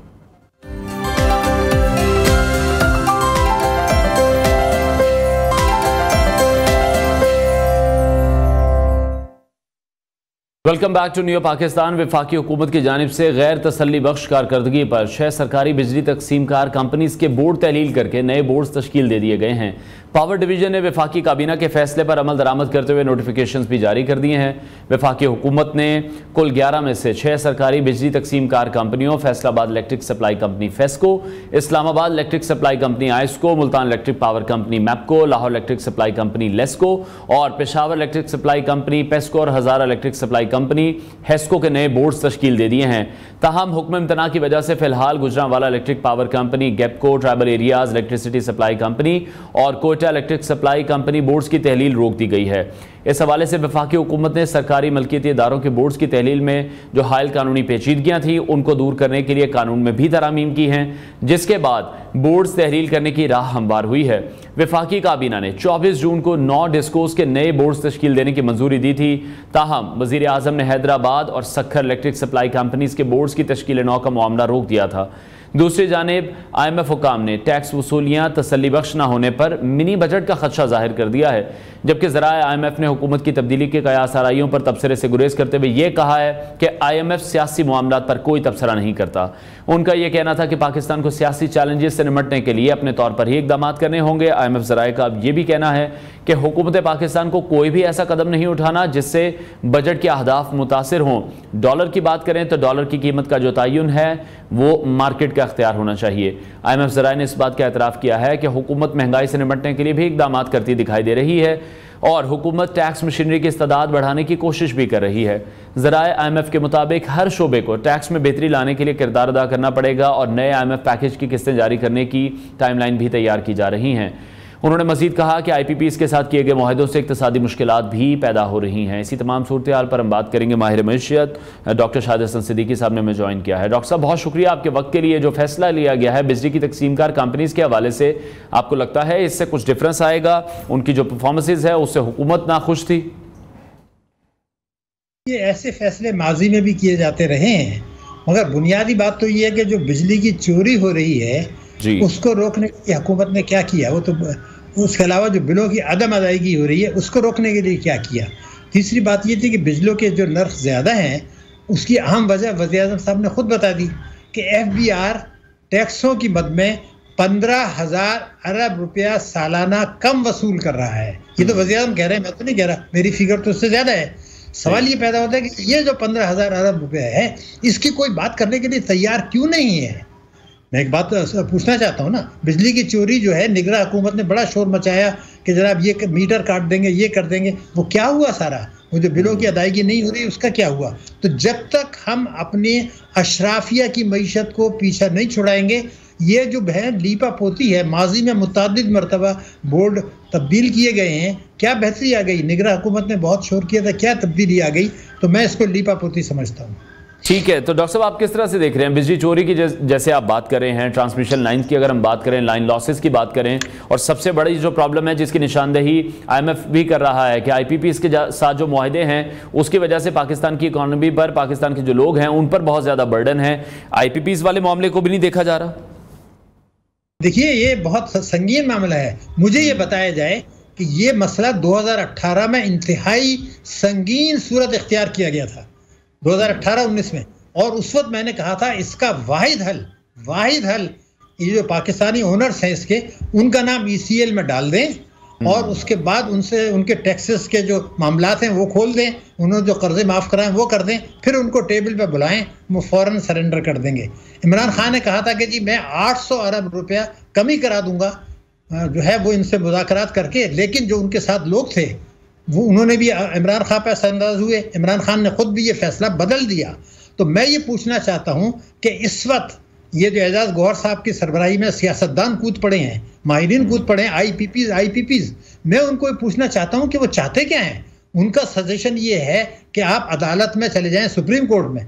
मैं आपको बता रहा हूँ ये आग से खेल रहे हैं। रिकॉर्डिंग भूल गए कि जब सुप्रीम कोर्ट ने फैसला दिया था तो हमें $1 अरब या $900 मिलियन का जुर्माना हुआ जो हमने अदा किया है जी। तो और उसके बाद उस कंपनी को 10 साल का ठेका दिया। अब आप वही फिर ड्रामा करना चाहते हैं। कुछ लोग वही कहते हैं जी उसको इन पर नजरसानी कर दें, सियासतदान कूद रहे हैं। उनको बताना चाहिए कि आप नजरसानी नहीं कर सकते, इंटर सॉवरेन गारंटी है। खुदा के लिए पाकिस्तान को तबाह मत करें, सियासत को इसमें मत लाएं। मैं फिर कह रहा हूं, अगर आप कोर्ट में जाते हैं तबाही का नुस्खा है, अगर आप नजरसानी करते हैं तबाही का नुस्खा है, सबको पता है। लेकिन वो ये चाहते हैं ये अशराफिया का झगड़ा है, ये अवाम का झगड़ा है ही नहीं। इसलिए कि अवाम को तो पता है उनको कुछ नहीं मिलने वाला। जब पाकिस्तान में बहरान आता है, कोई संगीन मामला, तो उसका फायदा उन्हीं को पहुंचता है जो इसके जिम्मेदार हैं। वही अब होने जा रहा है। इल्ला ये कि आप ये जो मैंने आपसे बताया है, मैं ये पूछना चाहता हूँ, गौहर एजाज साहब इस वक्त सबसे ज्यादा शोर कर रहे हैं। जब वो निगरान वजीर तिजारत थे, उनके पास पूरी पावर्स थी, कोई बहुत पुरानी बात तो नहीं है। तो उस वक्त तो उनके मुंह से एक लफ्ज नहीं निकला। तो ये लड़ाई इनकी अशराफिया की झगड़ा है, हम इसमें क्यों कूद रहे हैं? मैं अब भी कह रहा हूं कि अगर इनको कुछ करना है तो हल मैंने आपको बता दिया, ECL में डालें, इनके टैक्सों के मामला खोलें। जिन लोगों ने कर्जे माफ कराएं उनको बैंकों के बोर्ड से हटा दें, उनको इदारों के बोर्ड से हटा दें, उनको पकड़ें। क्योंकि सर्कुलर 29 पे भी सुप्रीम कोर्ट ने 2007 में CO नोट लिया था। मैंने भी सुप्रीम कोर्ट के जस्टिस को चीफ जस्टिस को खत लिखा, उसमें 10 हियरिंग हुई। उस सर्कुलर 29 का फैसला आज तक नहीं आया, वो दफन हो गया। तो वही अब होने जा रहा है। अगर कुछ करना है तो ECL में डालें, करें। और जो ये 15,000 अरब रुपए है सालाना की टैक्स की चोरी है, खुल्ला है। अगर ये नहीं होती तो फिर ये मसले हल नहीं होंगे। अशराफिया के मईशत को पीछा छुड़ाना ये हमारा बुनियादी मसला है जो नहीं कर रहे हैं। मैं आपसे पूरी जिम्मेदारी से बता रहा हूँ जनाब अली। ठीक है डॉक्टर साहब, फिर इसका मतलब तो यही हमें दिखाई दे रहा है कि फिर जो आवाम पर महंगाई का बोझ है वो भी कम नहीं होगा, जिस तरह से IPPs का मामला है वो भी सॉर्ट आउट नहीं हो रहा। हर महीने हम देख रहे हैं कितने ज़्यादा बिल्स लोगों को आ रहे हैं, लोगों को अपने घरों की चीज़ें बेचकर उन बिलों को अदा करना पड़ रहा है। दूसरी तरफ आप ही ये बता रहे हैं कि वज़ीर आज़म भी कह चुके हैं कि FBR 15,000 अरब का जो टैक्स है वो इकट्ठा नहीं कर पा रहा है। तो ये टैक्स उन लोगों से तो इकट्ठा होना नहीं जिनकी 30 से 40 हज़ार सैलरी है, जो कि उस ज़िंदगी को गुजार रहे हैं जो कि बहुत ज़्यादा मुश्किल है। उनके घरों में 20-20, 25-25 हज़ार का बिल आ रहा है। तो उनका कसूर क्या है? हुकूमत उनके लिए क्या कर रही है? उन्हीं का कसूर है, इसलिए कि उन्होंने तो वज़ीर आज़म ने तो सिर्फ FBR कहा है ना, दूसरे टैक्स भी तो बताएं, सूबों को तो भी बताएं। सूबे भी तो 3,000 अरब रुपए कम ले रहे हैं। ये तो 15,000 उनकी फिगर है, मैंने फिगर दी है, क्या बस साबित कर सकता हूँ। वफाक और सूबे मिलके 34,000 अरब रुपया कैपेसिटी है टैक्सों की, 34,000 अरब रुपया। इस साल का हदफ है 12,970 यानी 13,000 अरब रुपए। लेकिन जो तबाहकुन बात है जिस पर शोर होना चाहिए, वजीर खजाना ने ये कह दिया है, IMF से मुआहदे में शामिल है, IMF मुजरिम है, हमारे साथ गठजोड़ कर रहा है। उन्होंने ये कहा कि अब से 3 साल के बाद टैक्स और GDP का तनासुब 13% होगा। अरे भाई, माजी में 14.4% रह चुका है अब से 30 साल पहले। उस वक्त तो सूद कर्जों पर इतना नहीं था, तो 13% 3 साल के बाद रखने का मतलब ये है कि आपने गारंटी कर दी है कि सितंबर 2027 के कुछ अर्से बाद IMF के प्रोग्राम में जाएंगे। महंगाई का जो हदफ 12% है, इस साल मैं आपको रिकॉर्ड पे आप बता रहा हूं ये 17% रहेगा, कम नहीं होगा। अवाम की जिम्मेदारी इसलिए है कि वो दिन भर जो तनख्वाहदार तबके व्हाट्सएप पे मैसेजेस करते हैं, फलां सियासतदान ने कहा है, फलां सियासतदान ने कहा, अरे भाई अपनी बात करो। मैं उनको बताना चाहता हूं कि सैलरीड क्लास, शोधा, बहबूद, माजूर अफराद, घरेलू खवातीन, वो भी बहुत व्हाट्सएप कर रही हैं सुबह शाम कि फला सियासतदान ने ये, उनको बहबूद पर, शोधा पर 16% मुनाफा मिला है और ट्रेजरी बिल पर जो है जो मालदार लोग लगाते हैं उस पर 19.5 से 20% मुनाफा दिया है। वो अगर उनको ये बात करनी है तो करें। 9 करोड़ लोग वो हैं मोबाइल पे जो टैक्स दे रहे हैं, मासिया हैं, लेबर्स हैं, जिनकी आमदनी 6 लाख नहीं है, जिनसे ले ही नहीं सकते, उनसे भी टैक्स लिया जा रहा है, वो भी खामोश हैं, वो भी जिंदाबाद के नारे लगाएं। यही लोग जिम्मेदार हैं। हुकूमत तो नहीं करेगी, वो शराफिया की मईशत है, स्टेट बैंक भी नहीं करेगी, जो है नैब भी नहीं करेगा, कोई नहीं करेगा, सुप्रीम कोर्ट भी नहीं करेगा। वो लेकिन डॉक्टर साहब अगर हम दूसरे ममालिक की बात करें, बहुत से ऐसे ममालिक हैं जो IMF के प्रोग्राम में गए हैं, उन्होंने वो प्रोग्राम को कंप्लीट किया है, अपने मुल्क में वो बेहतरी लेकर आए हैं, बिजनेस लेके आए हैं, उन्होंने एक्सपोर्ट को अपनी डेवलप किया है। लेकिन हमारे मुल्क में अगर IMF का कोई भी प्रोग्राम आ रहा है उसके बाद भी हमें यही सुनना पड़ रहा है कि टैक्स वसूलियां भी नहीं हो रही हैं, कारोबार भी बंद हो रहे हैं, बिजली महंगी की जा रही है, फिर हम ये कहते हैं कि हम अपनी एक्सपोर्ट्स को बढ़ाएंगे। तो किस तरह से एक्सपोर्ट्स को बढ़ाएंगे? अभी IMF ये कह रहा है कि टैक्स वसूलियां तसल्ली बख्श नहीं है, तो अब मिनी बजट भी आ सकता है। मैं आपसे वही तो अर्ज कर रहा हूं खावर साहब कि यही गठजोड़ है IMF का और हमारा गठजोड़। वो न्यूक्लियर पावर नहीं है, वो बड़ी इस्लामी कुव्वत नहीं है, उनका स्ट्रेटेजिक लोकेशन वो नहीं है। बांग्लादेश को आप देख लें, वो 2011 के बाद अब गया है, भारत 1994 के बाद से अब गया। आज मैं आपसे कह रहा हूं कि ये 24वां प्रोग्राम है जिसको वजीर खजाना और वजीर आजम कह रहे हैं कि ये आखिरी प्रोग्राम होगा। आज मैं आपके प्रोग्राम में कह रहा हूं सितंबर 2027 का ये तक ये प्रोग्राम है, उसके कुछ अरसे के बाद ये 25वें प्रोग्राम में जाएंगे, जाना चाहते हैं, क्योंकि गठजोड़ है। IMF के नाम पर ये आवाम को कुचल रहे हैं। ये एक हुकूमत का काम नहीं है, ये तीनों पार्टियों का काम है। और ये जो उनके साथ शामिल रहे हैं, अब जो आज को मैं बताऊं, मिसाल IPPs की आप बात कर रहे थे, जो इत्तेहादी हुकूमत के रहे हैं वो सबसे ज्यादा शोर कर रहे हैं कि जी इनको पकड़ लो। अरे भाई आप हुकूमत में थे, आपने बजट क्यों पास कराया? ये हुकूमत में नहीं थे क्या सारे जो आज शोर कर रहे हैं? तो मेरा कहना है ये अशराफिया का गठजोड़ है, इनको कौन एक्सपोज करेगा? इसलिए कि इकोनॉमिक्स के जो मसले होते हैं ये तो थोड़ी देर के लिए आते हैं, बाकी तो सियासत चलती रहती है। तो ये अवाम को कौन बताएगा कि आपको तबाह किया जा रहा है, पाकिस्तान की मईशत को तबाह किया जा रहा है। मैं मौजूदा हुकूमत को सिर्फ नहीं कह रहा हूँ, मैं उनके इत्तेहादियों को भी कह रहा हूँ, तीनों पार्टियों को कह रहा हूँ। इमरान खान भी शामिल है, जो इत्तेहादी उनके साथ थे, जो 2013 के बाद से थे, वो सब IPPs में इनमें सब जिम्मेदार हैं। ये 2000 जो है 1993-94 में पीपल्स पार्टी ने किए थे, PMLN ने किए थे। इमरान खान ने उनको सहूलत दी, कौम से वायदा किया कि मैं उसको 800 अरब की रिडक्शन कराऊंगा।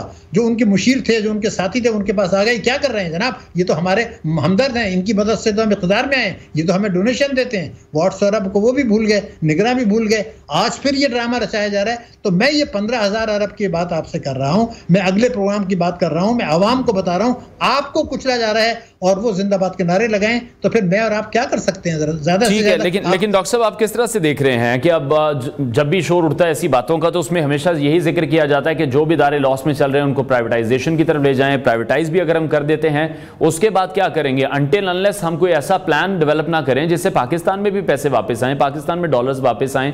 एक्सपोर्ट्स पर हम काम बिल्कुल भी नहीं कर रहे हैं। जो हमारा एनर्जी सेक्टर है उसको फिर हम किस तरह से कंट्रोल करेंगे? बाकी ममालिक से किस तरह से कम्पीट करेंगे? जहां पर 10 से 15 रुपए बिजली का यूनिट मिल रहा है, हम लोग यहां पर कमर्शियल यूनिट 80 से 85 रुपए का दे रहे हैं। जी, फिर आम नुक्ता फिर आपने उठा दिया। इसी PMLN ने किसी जमाने में कहा था कि हम 150 अरब डॉलर का एक्सपोर्ट करेंगे 2030 तक। आप निकाल के देख लीजिए।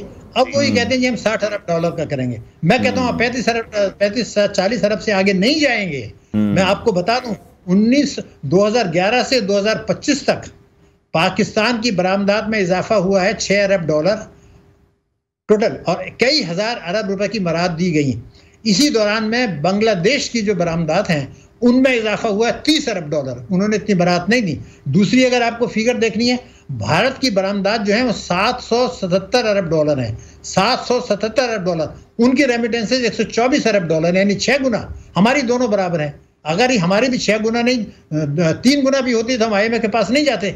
लेकिन हम 111.4 के तहत रेमिटेंस बढ़ा रहे हैं और बरामदात गिरा रहे हैं। ये स्ट्रेटेजी का अशराफिया की मईशत का हिस्सा है। नहीं होगा ये कुछ भी, ये सब कहानियां हैं। जो एक हुकूमत को मैं नहीं कह रहा हूँ, पार्लियामेंट, सियासतदान, सिविल मिलिट्री ब्यूरोक्रेसी, अदलिया, मुफ्ती साहिबान, ताजिर, सनतकार, ये सब शामिल हैं। मैं आपको इसलिए बता रहा हूँ कि ये सब ओवर इन्वाइसिंग करके एक्सपोर्ट करते हैं। ये स्टेट बैंक की रिपोर्ट में शामिल है, स्टेट बैंक में मिला हुआ है। आज जो ये शोर कर रहे हैं, मैं यही मिस्ट्री है, यही राज है, कर क्यों रहे हैं ये शोर? ये 2018 में संगीन मसला नहीं था क्या? उस वक्त तो कोई नहीं बोला। आज ये क्यों कर रहे हैं? इसलिए देखिए ना, ये लड़ाई है अशराफिया की, ये दो ग्रुप्स की लड़ाई है, दो बड़े बड़े अलग हैं, उनका झगड़ा है। हम इसमें बीच में कूद पड़े, हमें कोई मुतालबा करना है तो? और फिर जो सियासतदान, मैं अब भी कह रहा हूँ, ये कह रहे हैं कि इस पर नजरसानी करें, वो पाकिस्तान की सलामती से खोल लें, नहीं कर सकते हैं आप। सॉवरेन, आप वो इंटरनेशनल कोर्ट में जाएंगे फिर जुर्माना हो जाएगा। नहीं, ऐसी बातें सियासत की बंद करें, सियासत को अलग रखें, मईशत को अलग रखें। वाहिद हल मैंने आपको बता दिया। जो सुबह शाम जो कह रहे हैं कि जी नजरसानी कर लें, ये कर लें, सुप्रीम कोर्ट में चले जाएं, अरे भाई सुप्रीम कोर्ट क्या करेगी उसके अंदर? सर्कुलर 29 का, और मैं अभी आपको बता दूं, 2 हफ्ते पहले मैंने एक टीवी प्रोग्राम में कहा था कि 922 अरब रुपए के पैसे बैंकों ने अलग करके रख दिए हैं जो नॉन परफॉर्मिंग है, ये राइट ऑफ होगा। क्योंकि हंगामा हो रहा है कि जी बहुत बड़ा कर दिया, कल सर्कुलर स्टेट बैंक ने इशू कर दिया कि जी वो तो आप उनको चार्ज ऑफ कर लें। तो जब बहरान आता है उसका फायदा भी इन्हीं को होता है। जो निगरान वज़ीर किया था वो आज तक शमशाद अख्तर फिर स्टॉक एक्सचेंज के चेयरमैन है, वही वहाँ खेल कर रहे हैं। ये सब अशराफिया है। अशराफिया को तोड़ दें, वो तोड़ेगा कौन? अवाम, जिनको परवाह नहीं है, सिर्फ उनको बीवी बच्चों को मारना आता है अपने, और बाहर जिंदाबाद के नारे लगाते हैं। कुरान ने कह दिया है कि इंसान को उतना मिलेगा जितना उसने कोशिश की। कौम की हालत नहीं बदलेगी, जब नहीं बदलती तो हम मेरे आपके रोने से क्या होगा? वो बिल्कुल ठीक है डॉक्टर साहब, आवाम को भी अब सोचना पड़ेगा। और लेकिन दूसरी तरफ अगर हम देखें तो IMF का इस हवाले से, डॉलर के हवाले से भी कहना है कि डॉलर की कीमत का जो तयन करना है वो मार्केट का इख्तियार है। डॉलर के हवाले से भी अब स्टेटमेंट सामने आ गई है। हमने निगरान दौर में देखा कि जिस तरह से डॉलर की स्टोरेज के हवाले से जब बहुत ज़्यादा एक्शन लिए गए हैं, छापे मारे गए हैं, बहुत से लोगों की उसमें स्क्रूटनी भी की गई है, तो पाकिस्तान की मईशत को डॉलर की स्टोरेज ने भी नुकसान पहुँचाया है, स्मगलिंग ने बहुत ज़्यादा नुकसान पहुँचाया है, निगरान सेटअप में बहुत ज़्यादा इस पर कार्रवाइयाँ हुई हैं, बहुत ज्यादा ऑपरेशंस किए गए हैं, बड़े छापे मारे गए हैं। अब हमें ऐसी कोई न्यूज नजर नहीं आ रही है। एक बार फिर से देखिए, निगरान हुकूमत ने भी सिर्फ मईशत तबाह किया था, इसलिए कि उनके जोन में जो खुली मार्केट का रेट गिरा था, 12 जुलाई का जो रेट है वो तो आज तक नहीं आया। पहले तो पाकिस्तान में ये कानून बनना पड़ेगा कि निगरान हुकूमत खत्म कर दें। दुनिया भर में वही हुकूमत कराती है, वो एक और तबाही शुरू हो जाती है। निगरान हुकूमत भी खत्म करें, अशराफिया के मईशत को खत्म करें, नैब जो झूठे दावे कर रहा है उसको ठीक करें। मैं आपको फिर बता रहा हूं, ये मसले ऐसे हल नहीं होंगे, नहीं होगा। आप ये निगरान का ड्रामा बंद करें, हुकूमत आती है वो वक्त पूरी करें। इसलिए IMF ही इसमें गठजोड़ के अंदर शामिल है। ये खेल चल रहा है, ये पाकिस्तान को 25वें प्रोग्राम में ला रहे हैं। आज मैं रिकॉर्ड पर आपको बता दूं, इस माली साल में रुपए की कदर गिरेगी, इस माली साल में तिजारती खसारा बढ़ेगा, इस माली साल में जारी हिसाबात का खसारा बढ़ेगा, इस माह में जो है अवाम की तकालीफ बढ़ेंगी। 12% का हदफ है महंगाई का, आज मैं आपको बता रहा हूँ 17%। अब ये बातें छोड़ के हम दूसरी बातें अगर करें तो नजर आ रहा है हमारे 26 मिलियन बच्चे स्कूल नहीं जा रहे हैं। आइन का 25 ये कहता है, सुप्रीम कोर्ट खामोश है, लेकिन ये तो 280 तक भी नहीं जाएंगे, शायद इस सदी के आखिर तक भी नहीं जाएंगे। मुझे इलाज मुआवजे की सहूलत अवाम को नहीं मिल रही है। उनको तनख्वाह बढ़ाने के बजाय ये कहना चाहिए कि जी मैं जब डॉक्टर के पास जाता हूँ मेरा 5000 का बिल आ जाता है। या ये हुकूमत है किस मर्ज की दवा है, या सरकारी अस्पताल का बजट क्यों नहीं बढ़ाते हैं आप? पाकिस्तान का तालीम का और सेहत का बजट इंतहाई कम है। जो लोग डोनेशंस लेते हैं तालीम के नाम पर, उससे फायदा उठाते हैं, वो भी ये मुतालबा नहीं कर रहे कि मुस्लिम लीग नून ने और PMLN ने बार बार कहा है, इकोनॉमिक सर्वे में कहा है कि हम 7% GDP का करेंगे। अरे भाई आप तो 2% भी नहीं कर रहे, तो उसकी तो कोई बात वो कर ही नहीं रहा है ना, तालीम की ना सेहत की। आप तिजारती खसारा ये बातें कर रहे हैं। कभी गुर्बत, बेरोजगारी, महंगाई, पाकिस्तान के जोग्राफियाई सरहदों को खतरात, पाकिस्तान के जौहरी प्रोग्राम को खतरात, और ये अवाम के साथ इक़्तिसादी दहशतगर्दी है जो कर रहे हैं। तो फिर आप दहशतगर्दी की जंग जीतेंगे कैसे? मुझे ज़रा कोई बता तो दे। SIFC बैठे, इन नुकात पर बात करे, अवाम का दबाव पड़े तो शायद ठीक हो जाए, वरना इस्लामी जमहूरिया पाकिस्तान जौहरी ताकत जिसका बेइंतहा शानदार स्ट्रेटेजिक लोकेशन है, उसको तब्दील करने की साजिश हो रही है। चीन आइंदा 3 साल के बाद आपकी मदद नहीं कर सकेगा, मैं आज आपको बता रहा हूँ। अमेरिका को खुद ही छुट्टी होगी, क्योंकि चीन और भारत बहुत करीब आ गए हैं। उनका $100 अरब का ट्रेड है आपस में, हमसे ज्यादा है जो पूरी दुनिया का हमारा है। तो वो नहीं खुल के आपके सामने आएगा। वो दुनिया में अपना रसूख चाहता है, पाकिस्तान की खातिर ये नहीं करेगा। फिर अमेरिका को खुली छुट्टी होगी जब अगले प्रोग्राम में जाएंगे। मैं आज डरा रहा हूँ आपको उस प्रोग्राम से कि उसके खतरात से अवाम के लिए, मईशत के लिए, सलामती के लिए, जौहरी प्रोग्राम के लिए, हमारे इदारों के लिए, हमारे दिफाई बजट के लिए। दिफाई बजट पर दिन भर शो करते हैं, अरे भाई दिफाई बजट से करोड़ों ज्यादा चीजें तो दूसरी हैं, उसकी बात नहीं करते। आपने एक आज़ाद मिल गया कि अपनी फौज को आप क्रिटिसाइज कर रहे हैं, वो भी शहीद हो रहे हैं, पुलिस भी शहीद हो रही, अवाम भी शहीद हो रहे हैं। असल मसाइल छोड़ के जो है ना वो दुश्मन को खुश कर रहे हैं। ये नहीं चलेगा, खुदा के लिए नहीं चलेगा। आप अपनी कमजोरियों को समझें, अपनी अच्छाइयों को समझें। इख्तिसादी दहशतगर्दी अगर जारी रहती है, जो मौजूदा हुकूमत, पिछली हुकूमत, सूबाई हुकूमत कर रही हैं, तो ये जंग आप नहीं जीत सकते। कुर्बानी देते चले जाएं। हम तो खून के आंसू होते हैं जब हमारे लोग। और डॉक्टर साहब, दूसरी तरफ हम ये देख रहे हैं कि सोशल मीडिया पर भी बड़ी तनकीद की जा रही है इस वक्त हुकूमत पर भी, कि वफाकी काबीना का इजलास बुलाया गया जिसमें ये बातचीत करनी थी कि पाकिस्तान तहरीक इंसाफ पर किस तरह से पाबंदी लगाई जाए, बानी पीटीआई को किस तरह से हैंडल किया जाए। तो फिर लोगों का इस हवाले से ये कहना है कि प्रायोरिटीज तो फिर इनकी यही है कि पीटीआई को किस तरह से रोका जाए। अवाम के लिए कोई काम करने के लिए इनके पास वक्त नहीं है। वो तहरीक इंसाफ को जो रोक रहे हैं वो इसलिए रोक रहे हैं कि उनके इक़्तिदार को खतरा है। क्या तहरीक इंसाफ ने कोई ऐसा मुतालबा किया है कि क्या तहरीक इंसाफ ने बिजली के बर्फ नहीं बढ़ाए? क्या तहरीक इंसाफ ने और शाहिद खाका अब्बासी जब वज़ीर-ए-आज़म थे, उन्होंने पाकिस्तान की तारीख में पहली मरतबा ये नहीं कानून बनाया कि दौलत लूट के जो बाहर गई है वो पाकिस्तान मत वापस लाएं? अभी आप डॉलर की बात कर रहे हैं, मैं आपको बता रहा हूँ इमरान खान और शाहिद खाका अब्बासी 2 वज़ीर-ए-आज़म थे जिन्होंने कभी ये, इससे पहले कभी पाकिस्तान में नहीं था, इन्होंने ये कानून की बुनियाद डाली कि दौलत लूट के जो बाहर गई है वो पाकिस्तान आना जरूरी नहीं है। आप यहाँ हम आपको तहफ़्फ़ुज़ देते हैं। तो कोई बोला पाकिस्तान में? ये अशराफिया की मईशत है। आज भी जो ड्रामा हो रहा है ये इक़्तिदार की जंग। ये तहरीक इंसाफ में भी वही गठजोड़ है, जो सूबाई हुकूमत तहरीक इंसाफ जो कुछ केपी में कर रही है वही सिंध में पीपल्स पार्टी कर रही है, वो पंजाब में। फर्क क्या है? ठीक है, बहुत शुक्रिया डॉक्टर शाहिद हसन सिद्दीकी हमारे साथ इन कॉन्वर्सेशन थे। नाज़रीन, ब्रेक लेते हैं, ब्रेक के बाद आपको दोबारा ज्वाइन करेंगे।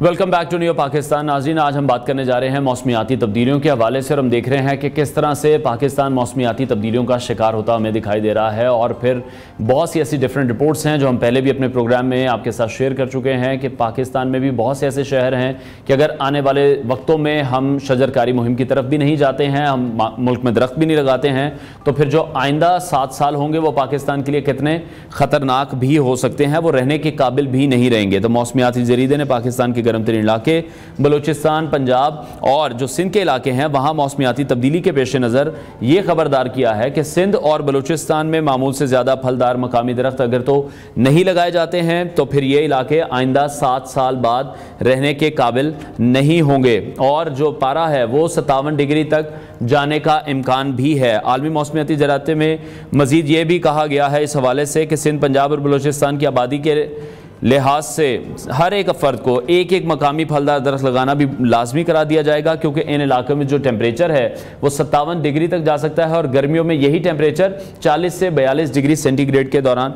रहना चाहिए। इसी हवाले से हम मज़ीद बात करेंगे। माहिर मौसमियात हमारे साथ मौजूद हैं मरीम शबीर साहिबा, उनसे मज़ीद बात करेंगे। मरीम साहिबा, बहुत शुक्रिया आपके वक्त के लिए। हमने पहले भी ये देखा कि बिलियन ट्री मनसूबा भी शुरू किया गया था, उसमें भी कामयाबी हमें खातिर खा नहीं हासिल हो सकी, उसमें भी हमने करप्शन की काफ़ी कहानियां सुनी हैं। तो किस तरह से हम इस प्रोसेस को कंप्लीट कर सकते हैं? जी बिल्कुल, आपने सही कहा कि दरख्त लगाना बड़ा ज़रूरी है और बिलियन ट्री सुनामी में भी ऑफ कोर्स एक दरख्त लगाने की मुहिम स्टार्ट की थी। कुछ उसमें करप्शन थी लेकिन कुछ आपकी उसमें सक्सेस भी थी, मैं कहना चाहूंगी, क्योंकि पाकिस्तान जैसे मुल्क में कुछ ना करने से कुछ करना बेहतर है, लेकिन दरख्त लगाने से ज्यादा जरूरी ये है कि आप मकामी दरख्त लगाएं जो कि आपके, जिसको इंडिजिनस ट्रीज या इंडिजिनस प्लांट्स बोलते हैं। फॉर एग्जाम्पल, आप क्लाइमेट चेंज के हिसाब से अगर आप सिंध की बात करते हैं तो उसमें मैंग्रोव्स कवर जो आपका ऐसा होता है जो आपके कार्बन डाइऑक्साइड को एब्जॉर्ब करता है, और कार्बन डाइऑक्साइड एक ग्रीन हाउस गैस है जो कि हवा में आपका दर्जा बढ़ाती है। इसी तरह पंजाब के साइड पे आए तो उसमें पीपल, शीशम, धरेक, ये ऐसे दरख्त हैं जो हम शायद बचपन में हम देखते थे कि लगाए होते थे हमारे बुजुर्गों ने अपने सहन में, या दरख्त का जो भी हिस्सा उन्हें नजर आता लॉन में लगाए होते थे। लेकिन जैसे जैसे आबादी बढ़ रही है और जैसे जैसे प्राइवेट हाउसिंग सोसाइटीज बढ़ी हैं, कोई उनका इन्वायरमेंट के साथ कंप्लायंस आपको नजर नहीं आती, और आपके ये जो मेजर सिटीज हैं आपके जो पाकिस्तान के जो बड़े शहर हैं, इनमें आपको सबसे ज्यादा प्रॉब्लम अर्बन फ्लडिंग और हीट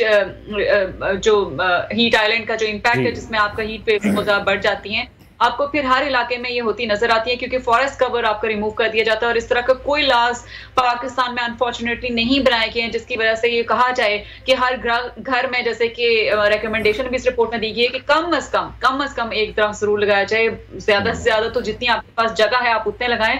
लेकिन हमारे यहाँ ये अनफॉर्चुनेटली एक फैशन से स्टार्ट हो गया है। आई डोंट नो कि ये किसने फैशन स्टार्ट किया है कि हमें शायद शर्म महसूस होती है अपने घरों में दरख्त लगाने में या अपने हाथों से पौधे लगाने में या उनको पानी या उसका ख्याल रखने में।